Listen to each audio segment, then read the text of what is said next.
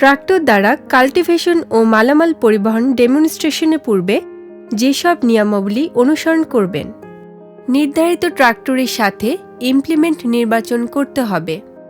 DI35RX মডেলের সাথে 7 ফলা লাঙ্গল কাল্টিভেটর এবং 100 CFT ট্রেইলার ব্যবহার করুন। DI45RX মডেলের সাথে 42 ব্লেড রোটাভেটর, 9 ফলা লাঙ্গল কাল্টিভেটর এবং 100 CFT ট্রেইলার ব্যবহার করুন। DI50RX মডেলের সাথে 48 ব্লেড রোটাভেটর, 11 ফলা লাঙ্গল কাল্টিভেটর এবং 100 CFT ট্রেইলার ব্যবহার করুন।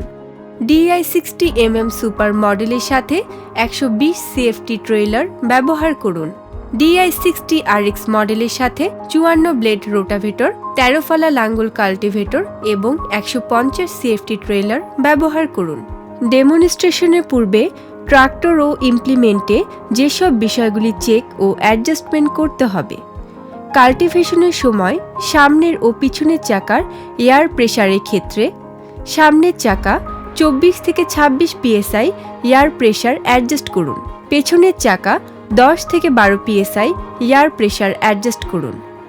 ক্লাচ, ব্রেক ও ফ্যান বেল্ট ফ্রি প্লে চেকের ক্ষেত্রে ক্লাচ প্যাডাল ফ্রি প্লে 25 থেকে 35 মিলিমিটার অ্যাডজাস্ট করুন। ব্রেক প্যাডাল ফ্রি প্লে 55 থেকে 65 মিলিমিটার অ্যাডজাস্ট করুন। Fan belt tension free play 10 millimetre adjust করুন। Lube oil, gear oil, hydraulic oil এবং রেডিয়েটরের পানির লেভেল চেক ও অ্যাডজাস্টমেন্টের ক্ষেত্রে লুব ওয়েল, গিয়ার ওয়েল ও হাইড্রোলিক ওয়েল ডিপি স্টিকের মিনিমাম লেভেলের ওপরে ও ম্যাক্সিমাম লেভেলের নিচে আছে কিনা তা চেক করুন। রেডিয়েটরের রিজার্ভ ট্যাঙ্কের পানির লেভেল হট ফুল ট্যাঙ্কের নিচে ও কোল্ড ফুল ট্যাঙ্কের উপরে আছে কিনা তা চেক করুন। সব ধরনের ফিল্টার চেক ও পরিবর্তনের ক্ষেত্রে lube oil filter, gear oil filter, hydraulic filter ও ফুয়েল ফিল্টার 200 ঘন্টার মধ্যে পরিবর্তন হয়েছে কিনা তা চেক করুন। না হয়ে থাকলে পরিবর্তন করুন। ফুয়েল ট্যাঙ্ক ফিল্টার পরিষ্কার আছে কিনা তা চেক করুন। ময়লাযুক্ত থাকলে পরিবর্তন করুন। ওয়াটার সেপারেটরে পানি জমা থাকলে তা ড্রেন নাটের মাধ্যমে পরিষ্কার করুন। ড্রাই এয়ার ফিল্টার পরিষ্কার আছে কিনা তা চেক করুন। ময়লাযুক্ত থাকলে পরিষ্কার করুন অথবা 700 ঘন্টার মধ্যে পরিবর্তন না হলে পরিবর্তন করুন। স্ট্রেনার 160 মাইক্রন ফিল্টার পরিষ্কার আছে কিনা তা চেক করুন। ময়লাযুক্ত থাকলে পরিষ্কার করুন অথবা 700 ঘন্টার মধ্যে পরিবর্তন না হলে পরিবর্তন করুন। ইঞ্জিনের আইডল RPM 700 থেকে 750-এ অ্যাডজাস্ট করুন। সামনের চাকার টো ইন, টো আউট অ্যাডজাস্ট করার ক্ষেত্রে সামনের চেয়ে পিছনের দিকে সর্বোচ্চ 1 মিলিমিটার থেকে 2 মিলিমিটার বেশি থাকবে।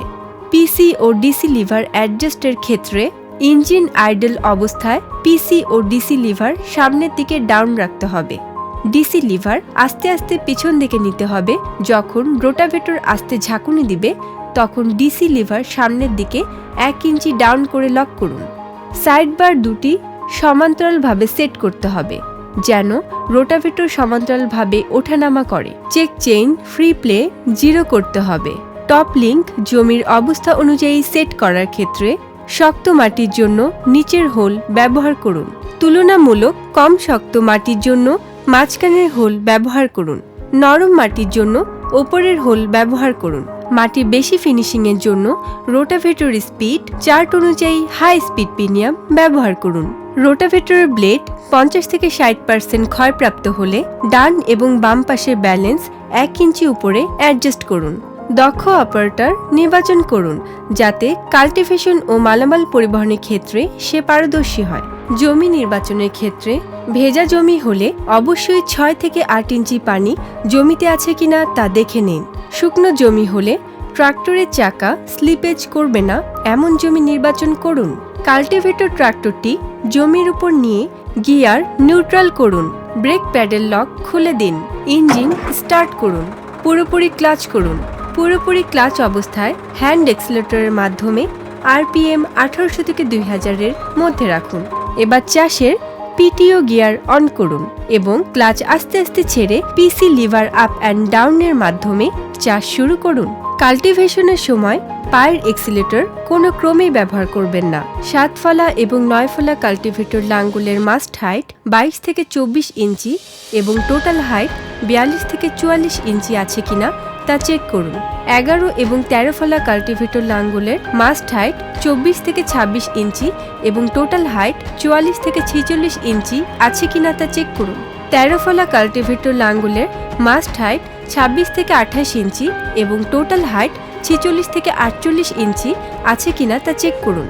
মালামাল পরিবহনের ক্ষেত্রে ট্রেইলারের বিমের লেন্থ 36 থেকে 40 ইঞ্চি আছে কিনা তা চেক করুন। ট্রেইলারের বিমের গ্রাউন্ড ক্লিয়ারেন্স 16 থেকে 18 ইঞ্চি আছে কিনা তা চেক করুন।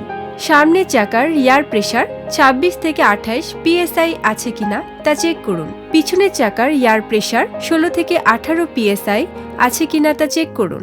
কাল্টিভেশন ও মালামাল পরিবহনের ক্ষেত্রে ডেমনস্ট্রেশন শেষে ডেমো ফর্ম পূরণ করুন, যাতে পরিপূর্ণ রিপোর্ট তৈরি হয়। ভালো চাষ ও পরিবহনের ক্ষেত্রে সফলভাবে ডেমনস্ট্রেশনের জন্য যে নিয়মাবলী দেখলেন তা যথাযথভাবে অনুসরণ করুন।